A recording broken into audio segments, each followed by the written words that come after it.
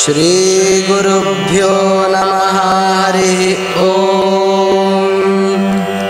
अस्य श्रीनारायण हृदयस्तोत्रमन्त्रस्य भार्गवर्षे अनुष्टुप् छन्दः श्रीलक्ष्मीनारायणो देवता।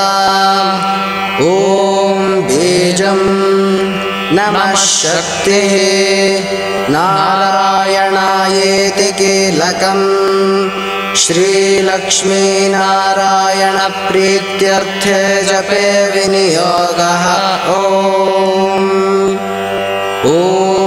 नारायणः परं ज्योतिरित्यङ्गुष्ठाभ्यां नमः।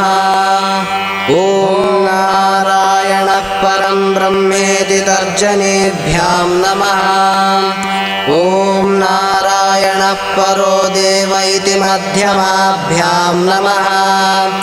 ॐ नारायणः परो ध्यातेति अनामिकाभ्यां नमः।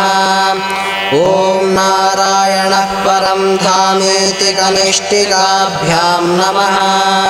ॐ नारायणः परो धर्म इति करतलकरपृष्ठाभ्यां नमः।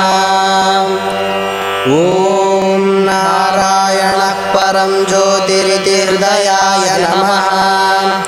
ॐ नारायण परं ब्रह्मेति शिरसे स्वाहा।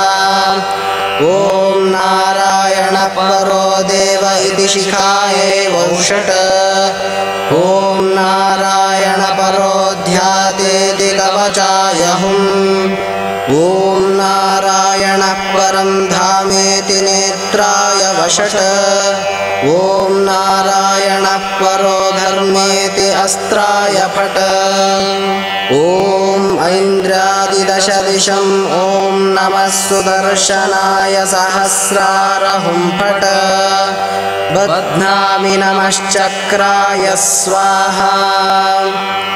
ध्यानम् उद्यद्भास्वत्समाभासश्चिदानन्दैकदेहवान् चक्रशङ्खगदापद्मधरो ध्येयोऽहमीश्वरः।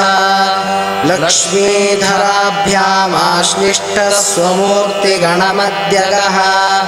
ब्रह्मवायुशिवायीश विपैशक्रादिकैरपि सेव्यमानोऽधिकं भक्त्या नित्यनिःशेषशक्तिमान्। मूर्तयोष्टावपि ध्येयाश्चक्रशङ्खवराभयैः उद्यदादित्यसङ्काशं पीतवाससमच्युतम्। चक्रशङ्खगदापाणिं ध्याये लक्ष्मीपतिं हरिम्। ॐ नमो नारायणाय। ॐ मूलाष्टकम्। ॐ नारायणः परं ज्योतिरात्मा नारायणः परः। नारायणः परं ब्रह्म नारायण नमोऽस्तु ते। नारायण परो देवो धाता नारायणः परः। नारायण परो ध्याता नारायण नमोऽस्तु ते।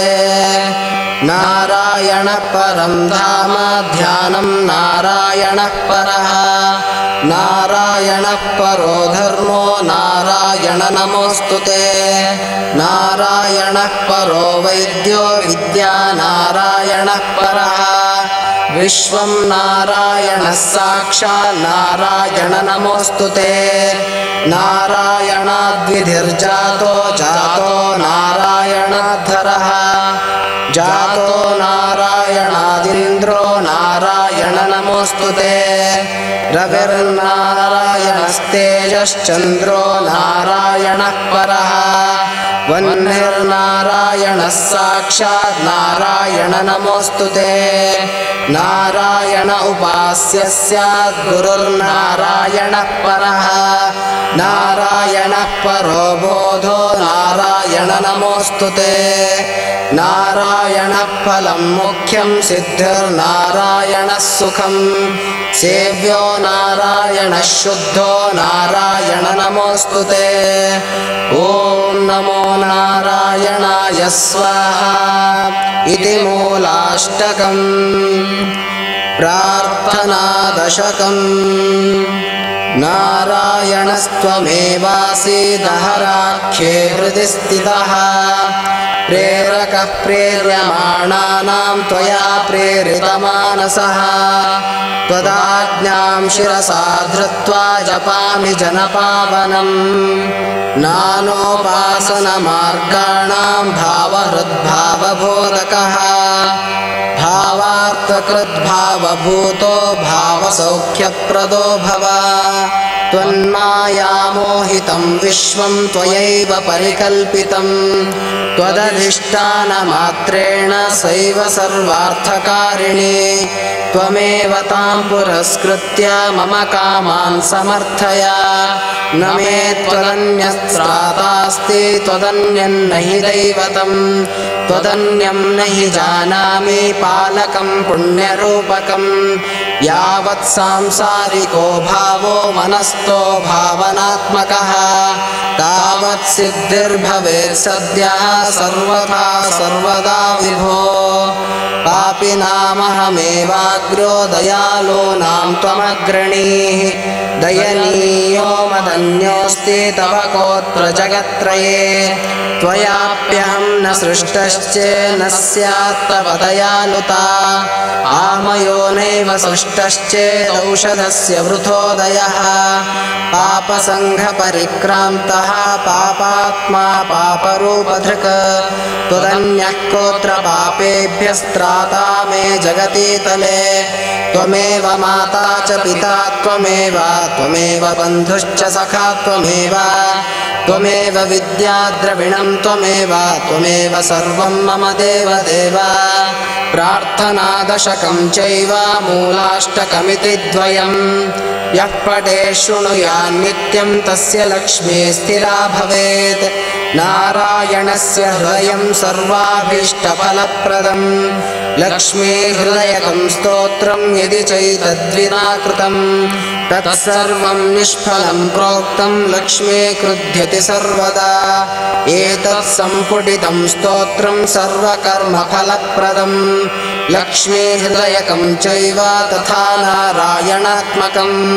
जपेद्यः सङ्कलीकृत्य सर्वाभीष्टमवाप्नुयात्। नारायणस्य हृदयामादौ जप्त्वा ततः परं लक्ष्मीहृदयकं स्तोत्रं जपेन्नारायणं पुनः। पुनर्नारायणं जप्त्वा पुनर्लक्ष्मीस्तवं जपेत्। पुनर्नारायणं जाप्यं सङ्कलीकरणं भवेत्। एवं मध्ये द्विवारेण जपेत् सङ्कलितं तु तत्। लक्ष्मीहृदयकं स्तोत्रं सर्वकामप्रकाशितं। तद्वज्जपादिकं कुर्यादेतत् सङ्कलितं शुभं। सर्वान् कामानवाप्नोति आदिव्याधिभयं हरेत्। गोप्यमेतत् सदा कुर्यान्न सर्वत्र प्रकाशयेत्। इति गुह्यतमं शास्त्रं प्राप्तं ब्रह्मादिकैः पुरा। तस्मात् सर्वप्रयत्नेन गोपयेत् साधयेत् सुधीः। यत्र एतत् पुस्तकं तिष्ठे लक्ष्मीनारायणात्मकं। भूतपैशाचवेताला भयं तत्र न जायते। लक्ष्मीहृदयकं प्रोक्तं विधिना साधयेत् सुधीः। भृगुवारे च रात्रौ च पूजयेत् पुस्तकद्वयं। सर्वथा सर्वदा सत्यं गोपयेत् साधयेत् सुधीः।